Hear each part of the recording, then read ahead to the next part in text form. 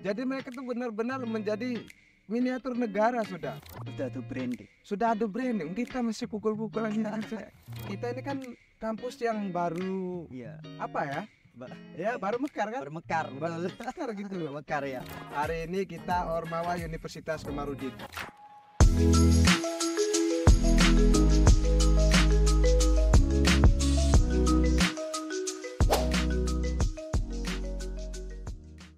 Selamat datang di podcast kami, podcast Second 20 dengan narasumber kami.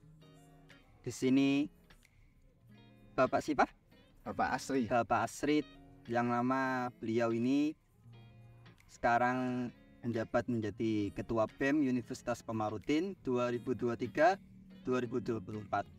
Mungkin kami bisa memperkenalkan diri kami sebagai host. Nama saya Labib dari member Second 20.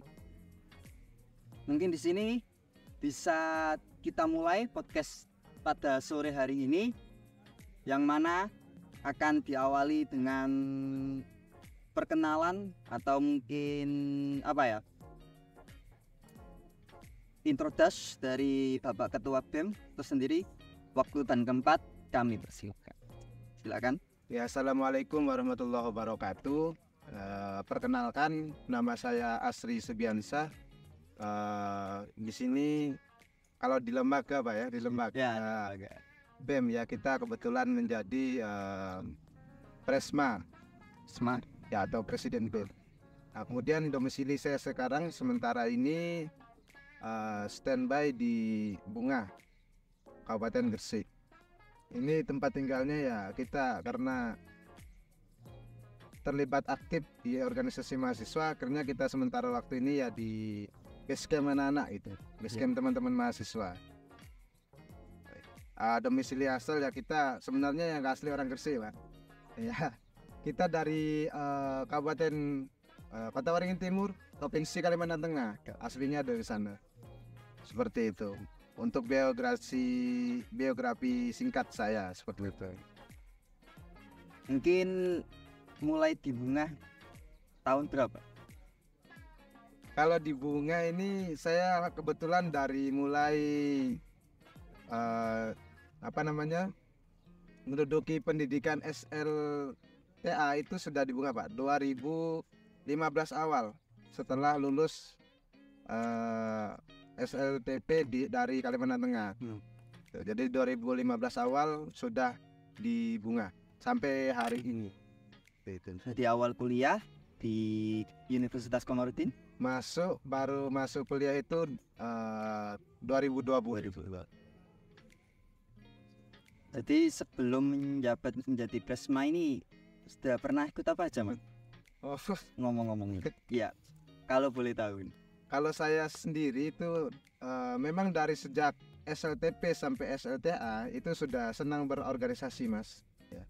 Kalau langsung di Universitas Komarudin kita alhamdulillah dari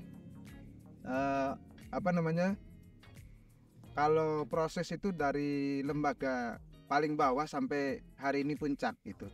Dari awal 2020 sudah jadi Kosma, kemudian di semester 3 itu kita sudah jadi wakil ketua umum Himaprodi semester 3 karena urgensi kebutuhan waktu itu. Nah, kemudian di semester selanjutnya setelah domisioner dari wakil ketua umum Himaprodi, kita juga di UKM, wakil ketua umum UKM. Nah, setelah itu ya baru itu ngerangkep dua Mas. Jadi kita wakil ketua umum sekaligus juga jadi anggota waktu itu, sudah anggota BEM. Waktu zaman saya itu Pres Vicky ya di Institut Agama Islam itu ya. Nah, itu sudah jadi bagian dari pengurus BEM. Kebetulan waktu itu saya sudah menjadi Menteri Seni dan Olahraga, Kemenso kalau hari ini. Seperti itu. Ya, sampai hari ini kita sempat vakum selama 1 tahun. Nah, baru kemarin alhamdulillah berlanjut kembali Ormawa tertinggi ya. Di 2023 jadi ketua BEM Universitas Komarudin 2023-2024. Seperti itu. Udah. Berarti pengalaman berorganisasinya sangat banyak ya. Mulai dari awal menjadi mahasiswa ya, semester 1 ya. Alhamdulillah, karena prinsip saya kalau sudah enggak mau rugi gitu. Kita sudah jauh-jauh datang kemari dari luar pulau ya kan. Niat kita memang benar-benar menimba ilmu di sini. Nah, karena memang secara idealnya mahasiswa ya, yang kita tahu ya dia harus menimba ilmu sebanyak mungkin secara wawasan. Tapi menurut saya berorganisasi ini adalah sinkronisasi antara ilmu, wawasan dan juga implementasi, Pak. Iya, seperti itu. Karena kita dituntut macam-macam berorganisasi. Soalnya kan nggak semua mahasiswa itu mempunyai pola pikir seperti masnya ini. Soalnya kebanyakan kan kuliah masuk, pulang, kalau nggak gitu kuliah kerja, pulang gitu. Yang realistis saja. Ya, realnya seperti itu kan rata-rata sekarang. Soalnya apa ya? Ini menurut pandangan kami pribadi ya. Kami pribadi seperti ini. Kebanyakan mahasiswa itu ya bisa dikatakan mahasiswa kupu-kupu juga bisa, terus apatis juga bisa. Pragmatis. Ya, pragmatis ya. Kalau pragmatis itu di era sekarang. Sekarang ya. Nah, itu. Kalau saya tanya ya, menurut sampean mahasiswa pragmatis itu seperti apa? Itu entah itu dalam ranah organisasi atau ranah akademik, itu seperti apa? Kalau pragmatis menurut sudut pandang saya sederhana. Iya. Kalau menurut saya mereka lebih kepada yang instan sih, kan. Lebih yang kalau ada feedback untuk mereka oke, kalau nggak ada feedback untuk mereka ya nggak mau. Seperti itu. Jadi tidak ada ketertarikan. Itu yang dimaksud dengan pragmatis. Jadi ya mereka yang instan saja, realistis saja. Iya gitu. Itu kalau menurut gambaran saya ya, secara pribadi secara sederhana lah. Kalau pengertian secara macam-macam ya panjang nanti. Panjang. Iya, siap. Berarti kalau pragmatis itu lebih milih yang simple. Okay. Dia nggak mau ribet lah. Entah itu pelajaran apa ya. Oke. Bisa dimulai? Boleh. Saya masuk dalam pertanyaan ya. Oh, berarti ini tadi masih prolog, Mas? Iya, masih prolog. Santai aja. Iya. Aman. Oke. Ini ada beberapa pertanyaan dari teman-teman tim kreatif podcast ini. Bisa saya mulai dari awal. Ini apakah alasan atau atas dasar apa Saman ini bisa menjabat menjadi BEM? Apa motivasinya? Ini langsung saya jawab, Mas. Iya. Kalau secara sederhana, kenapa kok saya ada ketertarikan menjabat atau mencalonkan diri sebagai waktu itu masih kandidat bakal calon jadi presiden BEM? Motivasi saya yang pertama adalah itu tadi, saya sampaikan tadi di awal, saya tidak mau jauh sini rugi. Iya. Artinya saya benar-benar harus mencari wawasan, kemudian pengalaman, bahkan sampai ilmu pengetahuan yang sedapatnya kan gitu. Kalau bisa sebanyak mungkin. Iya. Karena untuk bekal kembali. Itu motivasi pertama. Nah. Inti dari itu adalah sebagai media saya belajar, Pak. Karena di setiap proses kita memiliki tanggung jawab pasti selalu ada pembelajaran di situ. Itu. Jadi yang pertama adalah sebagai belajar. Karena tidak mau rugi itu tadi. Yang kedua adalah kita juga miris gitu loh, Pak. Iya. Miris. Karena yang kita tahu ya, di pasca saya juga waktu itu masih pengurus BEM itu, setelah saya kan vakum. Iya, vakum. 1 periode gitu.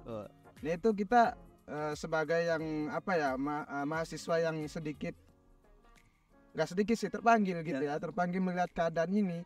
Ya akhirnya waktu itu ya kita, kalau kita yang sadar ini nggak bergerak ya, terus kapan lagi berdiri atau berlanjut BEM Universitas Komarudin. Apalagi hari ini BEM kita sudah jadi BEM yang besar. Iya. Kan gitu, sudah merger kan ini. Itu motivasi saya. Jadi ya memang kita, karena saya merasa sadar bahwasanya butuh lembaga tertinggi BEM-MPM ini untuk berdiri lagi, akhirnya kita upayakan untuk berdiri. Itu salah satunya ya, kita memang menjadi promotor juga waktu itu, Pak. Nah, berarti salah satu faktornya itu ya kurang nyaman ya dengan kevakuman BEM setelah merger dari institut ke universitas ini. Kalau dibilang kurang nyaman bahkan resah, Pak. Resah ya? Enggak, bukan enggak nyaman lagi, resah. Karena ya teman-teman mahasiswa itu ya kadang-kadang sambat kan. Iya. Kalau bahasa sini gelisah Ya gitu. gelisah. Gelisah. Ini gimana nih UKM susah ya kan. Terutama di bidang mungkin proposal, juga nanti juga mereka juga apa namanya butuh juga pengawalan macam-macam kan, administrasi dan lain sebagainya kan gitu. Kalau ndak ada BEM ya mereka susah Pak bergerak. Soalnya ya mohon maaf kalau saya boleh mengkritisi birokrasi kampus saya. Birokratis juga kan gitu. Apatis Pak, bukan lagi pragmatis tapi apatis gitu. Itu dari teman lagi sudut pandang saya ya. Nanti kalau saya salah enggak apa-apa. Dari stakeholdernya kampus sendiri sudah seperti itu. Iya. Soalnya kan yang dari teman-teman maba ataupun semester 3, semester 4 ke atas itu kan masih belum paham kan kebanyakan. Ini garis koordinasinya itu seperti apa dari rektor, habis rektor itu apa dan seterusnya. Kalau di UKI seperti apa kalau boleh tahu? Oh, jajaran ini birokrasi kampus. Ya, birokrasi kampus mulai dari rektorat ke mahasiswa. Katakan BEM, langsung BEM aja. BEM MPM. Langsung BEM MPM. Dari ke atas apa turun ke bawah? Atas ke bawah. Oh, kalau ke bawah.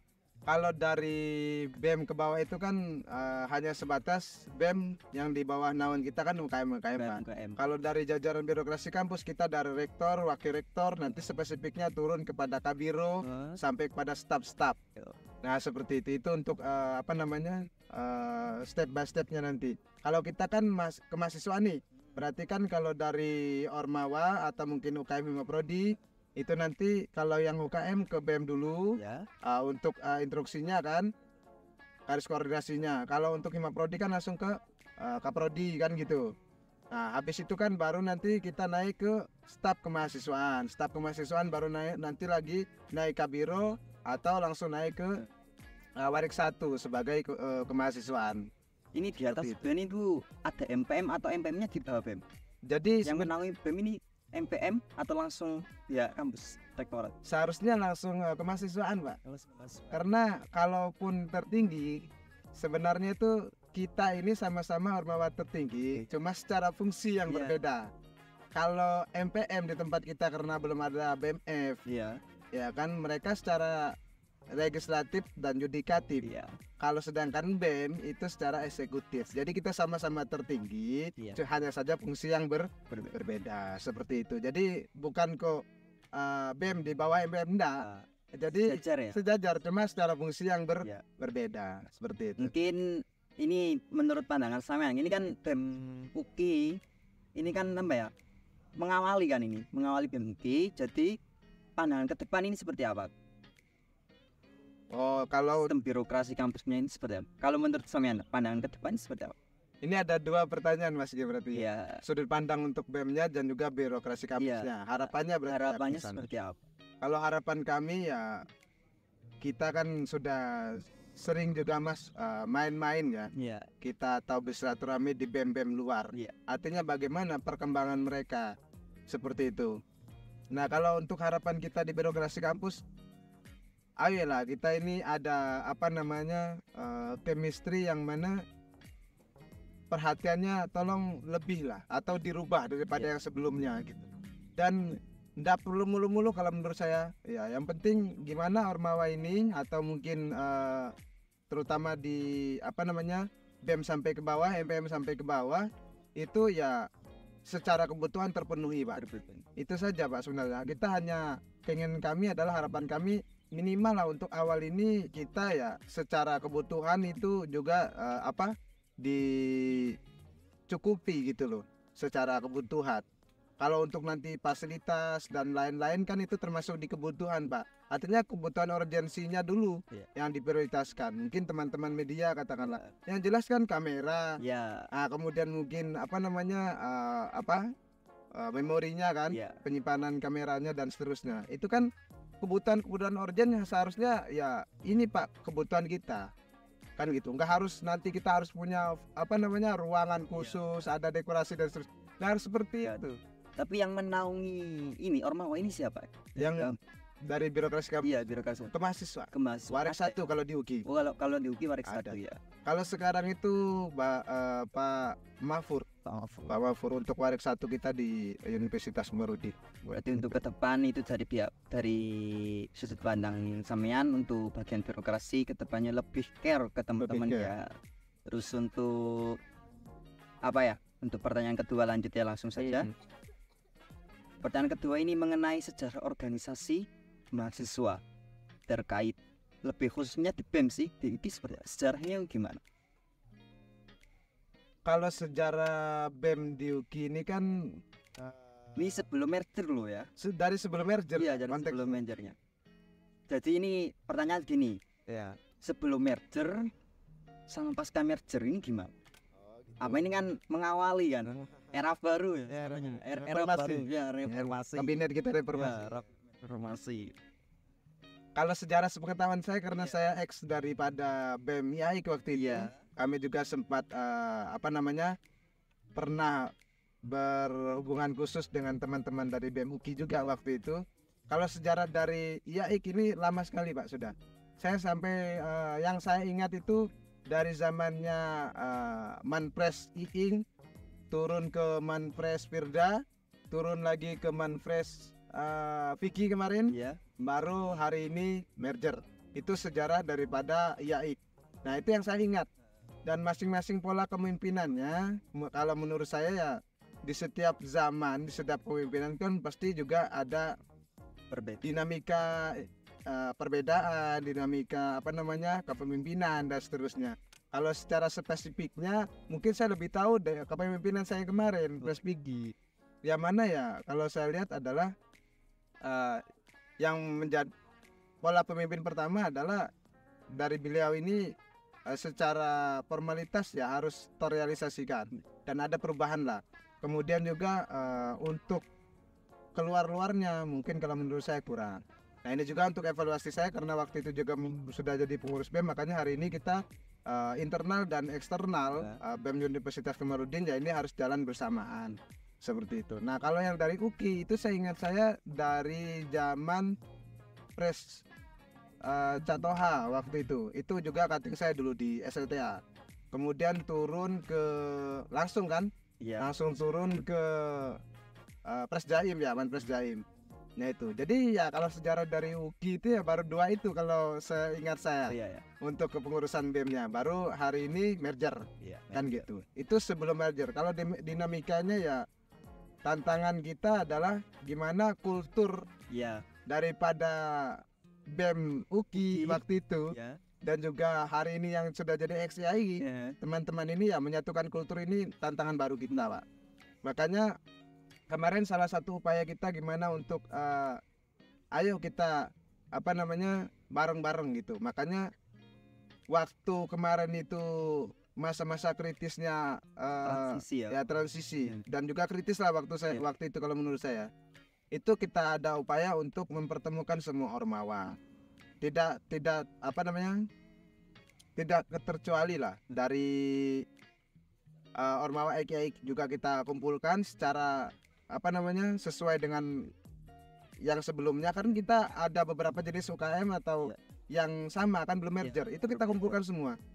Di atas 20 waktu itu untuk ormawa keseluruhannya. Nah itu kita upaya gimana nih untuk BEM kita hidupkan kembali. Iya. Kan gitu supaya kita ayolah ada keberlanjutan daripada ormawa tertinggi kan gitu. Iya. Nah itu kemudian kalau kulturnya tadi ya sampai hari ini ya kita masih mencari celah dan masih berupaya Pak. Iya. Makanya di setiap jenis kegiatan yang sifatnya melibatkan semua ormawa itu semuanya kita undang.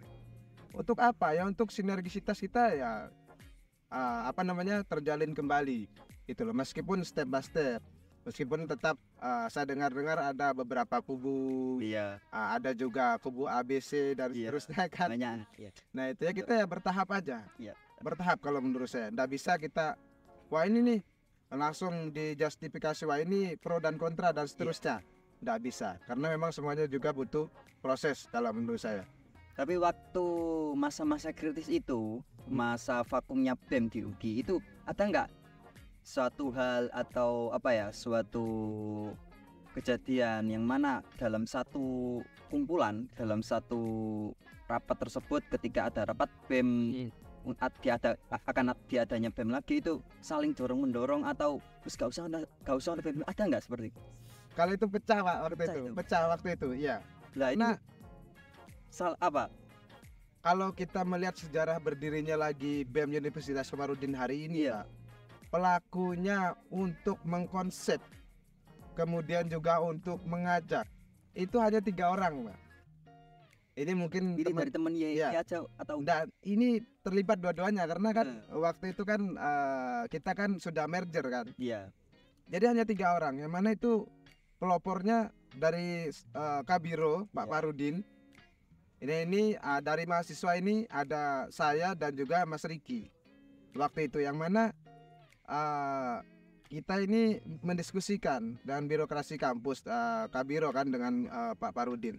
Pak, ini kira-kira gimana untuk Ormawa supaya bisa berdiri kembali? Nah, kita buat agenda apa untuk mengumpulkan semuanya, kita bahas supaya kita juga bisa berdiri kembali. Nah, hari itu puncaknya tergelarlah kegiatan pertama dari seluruh Ormawa Conference Ormawa UKI 2023 waktu itu. Nah, ketika forum itu PR kita adalah yang pertama kita bentuk bagaimana kita memunculkan kandidat daripada BEM MPM waktu itu. Nah, kemudian kita bagi tugas, Pak, yang mana untuk memunculkan kandidat paslon daripada MPM ini kita ambil dari Himaprodi. 9 Himaprodi itu. 95. Nah, kemudian untuk memunculkan kandidat paslon daripada BEM, Iya. ini kita pasrahkan kepada semua UKM. Iya. Nah, jadi bagi tugas waktu itu dengan kita bentuk panitianya untuk membentuk ini daripada Himaprodi. Ini kan ada 9 waktu sampai hari ini. Itu kita buat 1 orang untuk koordinator. Koordinator ini adalah ngoprai gitu kalau bahasa kita ya, ngoprai Himaprodi yang lain untuk tim koordinatornya. Dari KM juga sama kita tunjuk. Akhirnya sampai habis pendaftaran waktu itu belum ada yang ketemu. Ya. Belum ada yang mencalonkan diri juga. Karena mungkin ini imbas daripada kita vakum, Pak.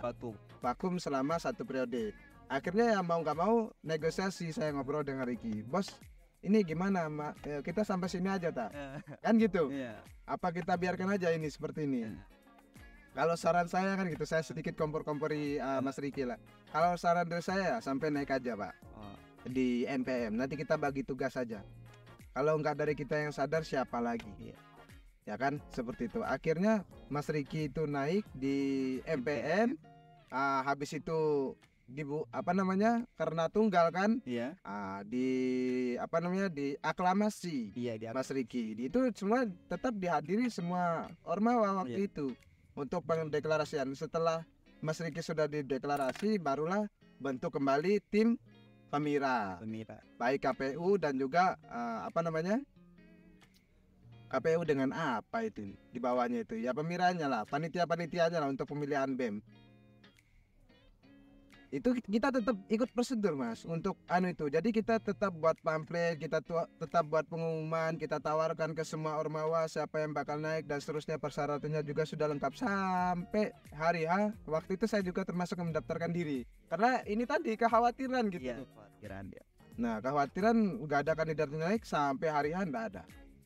Akhirnya sama saya dengan Riki itu aklamasi. Tapi kalau hari ini teman-teman kok ada yang bilang wah kita ini jadi boneka kampus dan lain sebagainya, mereka nggak tahu latar belakangnya seperti apa gitu loh. Oh, ini asal tunjuk nih dari birokrasi kampus, berarti mereka tidak mengikuti dari konferensi, kemudian ada ya step by stepnya, terbentuknya MPN, BEM dia nggak ikut. Berarti kalau ada yang bilang statement bahwasannya wah ini Asri dengan Riki ini boneka kampus ini ditunjuk, itu dia nggak tahu historis itu kan menurut saya. Nah, itu latar belakangnya. Jadi hari ini ya kita tetap berupaya pelan-pelan, Mas, karena ini juga kan baru terhitung kurang lebih 2-3 bulan kepengurusan BEM kita. Ya kita tetap tata lagi perlahan teman-teman ini seperti apa enaknya, karena kita juga banyak evaluasi dari sebelum-sebelumnya dan juga banyak juga butuh membenahi. Itu tantangannya lebih besar mengawali. kayaknya seperti itu. Soalnya kan tadi yang sudah saya sampaikan sempat pecah kan Sempat pecah juga waktu forum itu. iya forum ya waktu mergernya ya, awal-awal merger, entah itu dari pihak birokrasinya kan teman-teman yang sekarang semester 2 sekarang kan waktu awal masuk kan ada yang keliru masuk kantor ya iki juga mas. Iya dan seperti itu ya lucu ini ya iki mas. Jadi awal-awal masih beda kantor, yang sebelah kanan Pol Yaik, yang sebelah kiri Uki. Jadi digantikan itu. iya. Akhirnya sampai ditulis itu kantor Yaik, kantor Uki gitu. Padahal satu gedung. Iya. Kan awal-awal merging kan seperti itu. Iya. Jadi kan masih masih rancau istilahnya. Jadi kan banyak teman-teman yang piye yo katanya. Piye iki kok ono apa-apa, mari PKKMB kok sepi ngene kok ono apa-apa kan banyak timbul pertanyaan gitu Mas. Kising BM ta kampuse ngono. Oh, ada juga stigma-stigma dari teman-teman mahasiswa seperti itu. Banyak stigma itu dari teman-teman. Kok nggak ada yang naungi Hima? Terus BMF-nya kok nggak ada? Tuh, banyak stigma seperti itu. Soalnya kan sekelas universitas itu besar. Sudah besar ya. Kan tantangan samian kan banyak sekali kan besok ke depan ini. Jadi MPM itu menaungi BMF seharusnya. Terus dari BEM sendiri menaungi UKM gitu kan. Harus ada kolaborasi antara pihak birokrasi kampus dan Ormawa sendiri. Ada sinergisitas. Ya, sinergisitas lebih tepatnya. Oke. Iya. Mungkin lanjut ke pertanyaan ketiga ya. Kendala pada BEM setelah peleburan. Ini agak nyambung dari pertanyaan tadi ya. Nah, jadi ini langkah-langkahnya lebih ke langkah-langkah. Langkah-langkahnya hari ini kalau dari BEM khususnya. Iya, BEM khusus. Jadi kita itu punya 7 kementerian. Yang mana masing-masing kementerian ini selalu berkesinambungan dengan Ormawa seharusnya. Seperti itu. Nah, jadi upaya kita adalah kita nanti kemarin sudah ada penyusunan program kerja yang mana nanti sasarannya, kalau program unggulan, saya ingatkan kepada teman-teman di kementerian itu bahwasannya ya harus melibatkan Ormawa. Karena ini juga salah satu upaya kita, Pak. Upaya kita untuk menyatukan atau supaya tidak ada lagi kubu-kubuan. Iya. Seperti itu. Nggak ada lagi jas biru, nggak ada lagi jas krem. Ya. Hari ini kita Ormawa Universitas Komarudin.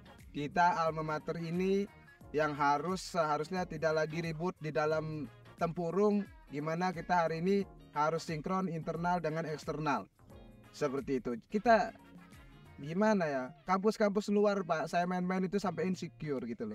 Mereka itu sudah adu branding kelas kabupaten, antar kampus, kelas provinsi, bahkan sampai nasional. Oh kita kok masih pukul-pukulan di internal itu, kan lucu gitu loh. Tapi ada enggak ya stigma?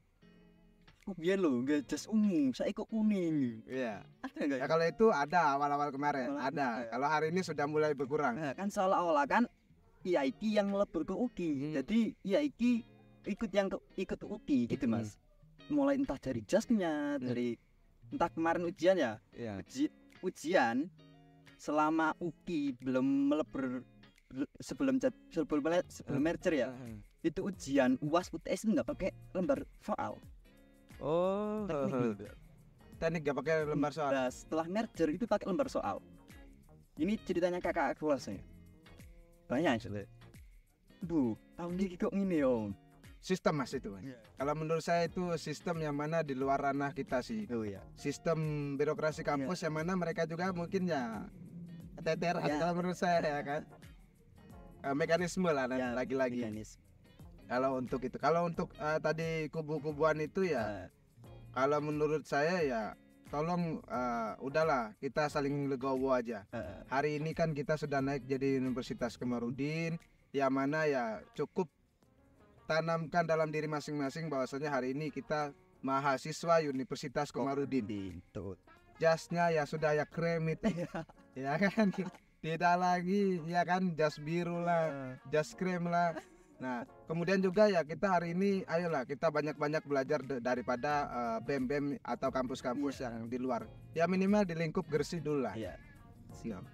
Hari ini upaya kita juga untuk menyambung relasi dengan BEM-BEM luar ya sudah ada keterlibatan, terutama di BEM itu kita sudah join di BEM perguruan tinggi NU. Kemudian juga BEM pesantren itu kan Jawa Timur, BEM pesantren Metropolis, kita juga sudah join juga di BEM NUS juga.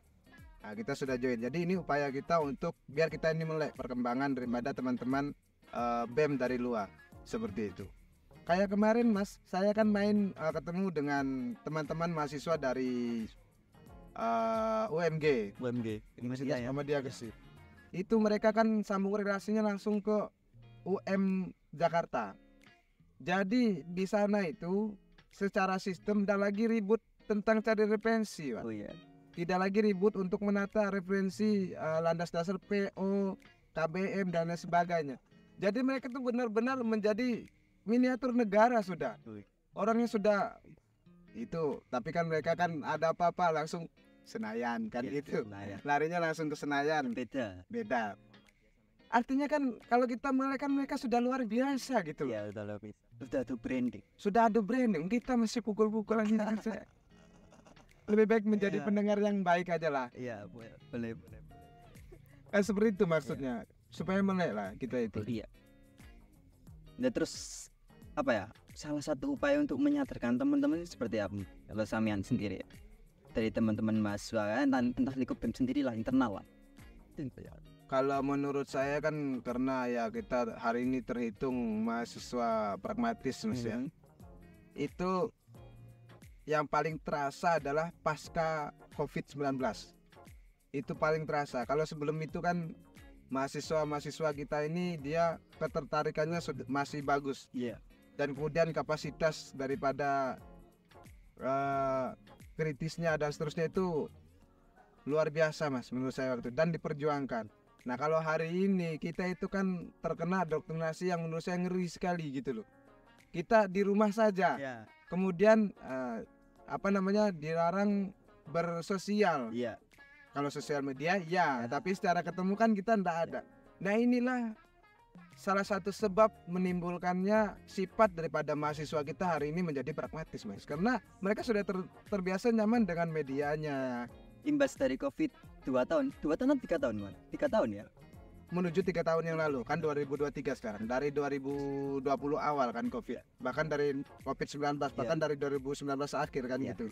COVID itu mulai ini. Itu salah satu pengaruh yang menurut saya menjadi sebab mahasiswa hari ini menjadi mahasiswa pragmatis. Karena sudah terbiasa di zona-zona nyaman mereka. Iya, nyaman. Di zona-zona D5-nya mereka kan gitu. Dilema dengan dengan keadaannya. Lebih ke apa ya? Kayak apa ya? Minat untuk membaca buku atau membaca lingkungan itu susah. Ya karena ya itu tadi secara sederhananya kan mereka mikir ngapain dong, gak ada untung untuk saya, untuk apa saya ngelakuin itu. Lah padahal dengan dia belajar itu dia bisa menambah secara pengalaman dan pemahaman. Kalau menurut saya kita berorganisasi ya, secara pemahaman saya adalah di situ kita dituntut untuk implementasi, action. Kalau kita hanya sebatas di bangku kuliah keluar, kemudian masuk lagi dapat tugas selesai keluar lagi, ini kan mereka belajar teori semua ini ya kan, hanya teori, tapi upaya untuk implementasi daripada teorinya itu kita nggak bisa nakar ketika dia tidak diberi tanggung jawab untuk mempraktikkan. Nah untuk mempraktikkan teori itu di mana ya? Di organisasi Pak tempatnya kalau menurut saya. Soalnya apa yang diperoleh di kelas itu cuma berapa persen gitu, selebihnya ya di luar Mas. 30%, 25%. Iya. Kalau saya dengar teorinya itu 25%. Jadi di luar itu adalah kita berorganisasi dan juga di lingkup lingkungan kita. Itu ya nggak semua mahasiswa, nggak semua anak yang di kelas itu benar-benar mendengarkan materi, enggak kan? Ada yang main HP, ada yang ngobrol, ada yang tidur, ya kan ya? Kan bisa dihitung rata loh, nggak kampus ini aja, kampus luar Hampir rata-rata Mas Hampir gitu. Ya karena mungkin setelah pasca COVID-19 itu, jangankan mereka yang mendengarkan, yang menjadi presentator ini aja loh. Kadang-kadang dia nggak paham dengan apa yang Iya. dipresentasikan gitu. Jadi Itu dia ya gitu. materi presentasi itu ya dibuatkan temennya. Biasanya kan pragmatis sesuai realitanya. Iya. Ya kan pokoknya yang untung untuk dia Iya. ya Yang penting masuk dapat nilai lulus gitu aja. Ya nggak mengambil feedback Iya. dari pelajaran tersebut. Kan Sangat disayangkan. aneh gitu. Iya. Ya dilema Mas kayak gitu dilema. kayak gitu.